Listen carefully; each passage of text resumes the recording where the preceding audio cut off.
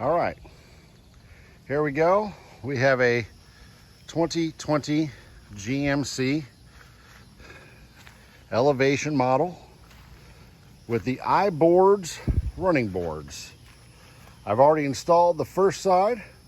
That way I kind of know what we got going on. We light it up with the, I'll use this as a pointer, with the crack there. And it seems to match evenly there. We have them extended all the way out. They can go closer to the body as well. There are some adjustments to get it closer to the body. I do have it further out for my mother-in-law, but this is on my wife's truck. We can tell right there, it didn't take too long to install. Common sense dictates you got to have a few things. I do have a trim tool removal kit, and I'm going to go ahead and show you exactly why I need this. And then of course we have the brackets here for the install on this side. I went ahead and I preset my lock washers, and the bolts for the brackets. These goes on with a 1/2 inch or 13 millimeter. And I'm going to go ahead and get on the creeper, and I'll start the video back up once I'm under there. All right, so here we are underneath the frame. Got the front tire there.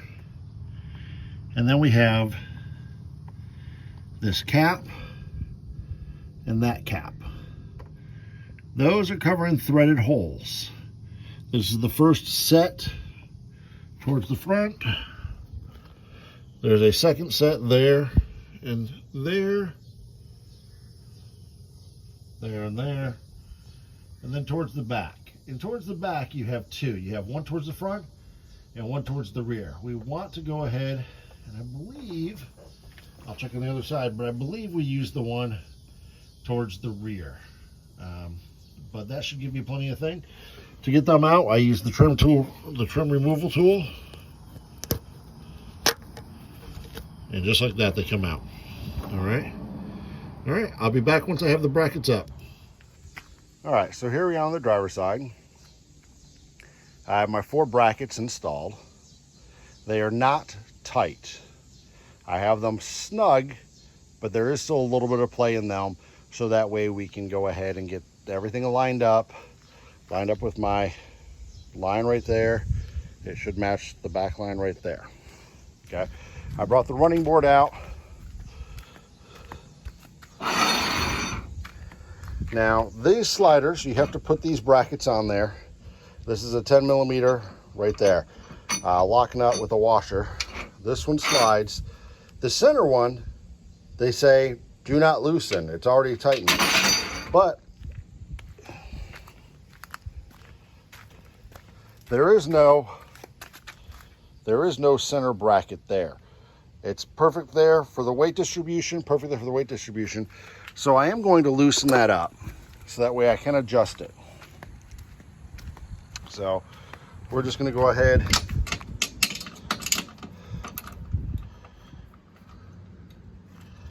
There we go.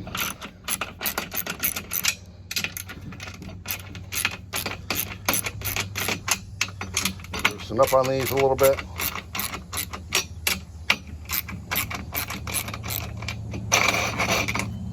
There we go. All the brackets slide. All right. We're going to take this then. Go with one hand, flipping it over.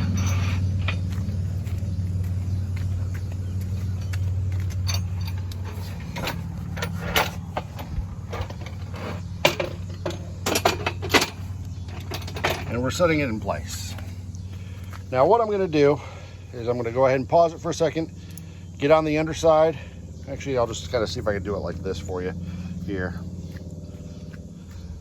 Get on the underside and basically get the bolts in there, and it should be able to slide back and forth. Once I get it lined up, then I'll go ahead and crank it down tight, tighten the brackets, then finish tightening the step in place once I make sure that my lines are all even. All right. I'll be back in just a moment. So here we are. We just have everything on there nice and loose. as you can see, the board will slide forward and backwards, and will slide in and out. We can go in closer to the body or out further away from the body. We want ours out. That's going to give us more here versus being under, so we have more room for our foot instead of being under a little bit more. We want it as close to the outside as we can. So once I have it pulled outside, I'm going to go ahead and go under all 4 brackets, and I'm going to tighten the center portions up. So that way we know that it's going to be mounted, it's going to be tight on the outside.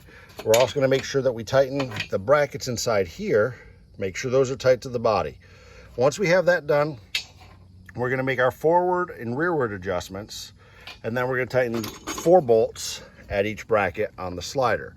So right now it's going to be the 2 bolts in the very center connecting the board to the bracket, keeping it on the outside, and then it'll be the slide back and forth that we're able to do it. All right, be back once we get that. So I got all 8 of the bracket bolts already tightened up. I got all 8 of the center slider bolts for the underside of the iBoard bolted up. I went ahead and adjusted it. We're gonna take a look at that right there. See how we got that line. I'm gonna walk over and check the other side real quick.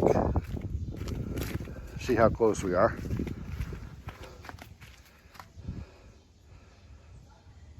Looks like the inside of the bevel there is what was lined up. So let me just take a look. Yeah, that's what it looks like. So that line and that inside of that bevel. So let's see what we got here.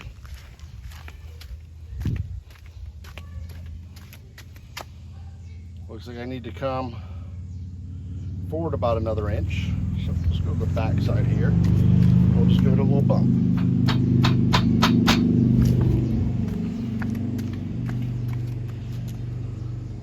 Looks like we went a little bit too far.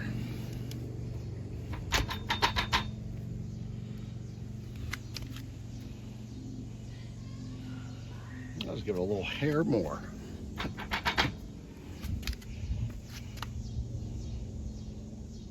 Sorry about the camera skills. I'm not trying to use the viewfinder. I was actually looking at it. That looks about right. So now we got 4 bolts on each bracket, so a total of 16. We're going to go ahead and tighten those down. Everything should be good. Should not slide forward or backwards anymore. Once we have that done, we'll give it the weight test. All right, so here we are. We got them all bolted up, all tightened up. I'm going to go ahead and step on them here.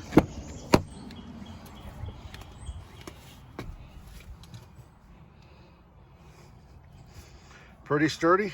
I'm 260 pounds basically, and they're holding my weight perfectly fine. My other foot's kind of dangling. You can see how we have it to where if it was closer, you know, I wouldn't be able to get the big meat part of my foot on there to go. Pretty decent looking. It's a nice looking truck. And the wife's going to be happy with it. Again, it's a 2020 GMC Sierra Elevation 1500.